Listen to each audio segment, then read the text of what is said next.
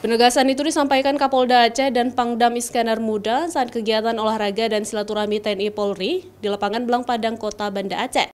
Kapolda memastikan kondisi Aceh saat ini kondusif. Di tengah eskalasi politik saat ini, Polri dan TNI terus memperkokoh solidaritas dan sinergitas demi stabilitas keamanan untuk Aceh. Kedua pimpinan tertinggi di Kodam Iskandar Muda dan Polda Aceh juga menegaskan sikap TNI dan Polri yang selalu bersinergi membangun Aceh dan berkomitmen menciptakan suasana Kamtibmas terutama menjelang tahun politik nanti. Sementara itu, melihat fenomena saat ini, kepada setiap prajurit TNI dan personel Polri juga diminta untuk menghindari dan menjauhi konflik yang tidak layak dilakukan oleh dua aparat negara ini.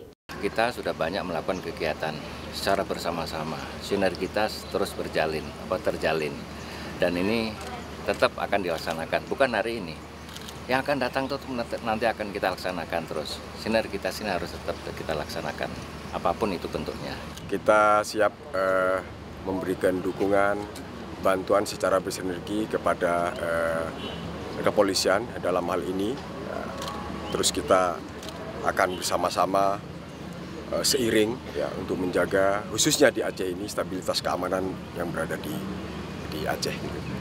Dalam menjaga stabilitas negara dan daerah pada pemilu mendatang, TNI Angkatan Darat Kodam Iskandar Muda juga akan memberikan dukungan pengamanan kepada kepolisian secara berdampingan, baik prajurit maupun peralatan demi terciptanya suasana Kamtibmas di masyarakat saat ini dan yang akan datang.